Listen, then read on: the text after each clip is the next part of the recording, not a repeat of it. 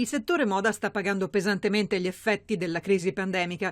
Le stime più recenti indicano per il 2020 un crollo di oltre il 30% del fatturato complessivo del comparto tessile, abbigliamento, pelle, cuoio, calzature e accessori. Almeno 30 miliardi andati in fumo, con picchi di oltre il 50% di riduzione del giro di affari. Più che di annus horribilis, possiamo parlare di anno cancellato, dice CNA Federmoda.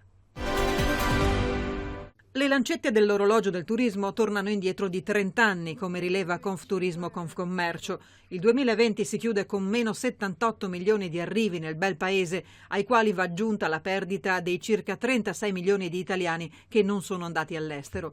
Il presidente di Confturismo Confcommercio, Luca Patanè, lamenta l'assenza di un progetto efficace e la mancata apertura di un tavolo per aggiornare il piano strategico del turismo, fermo al 2017.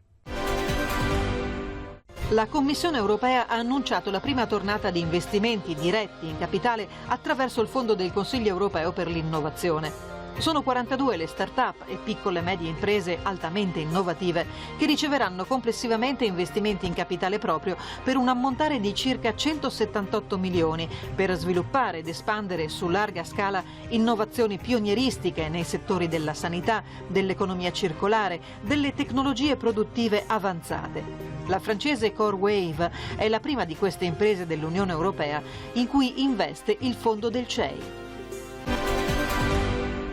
Ci saranno delle importanti novità dal punto di vista fiscale. Infatti, per il 2021 è prevista una pace fiscale per quei contribuenti che hanno avuto delle difficoltà economiche dovute al Covid.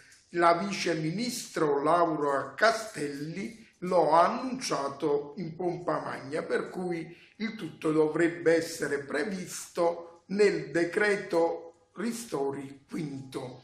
In modo particolare ci sarà una rottamazione quater e il saldo e il stralcio. Per quanto riguarda il saldo e il stralcio ci sarà un importante sconto sulle somme dichiarate e l'abolizione in pratica delle sanzioni e degli interessi.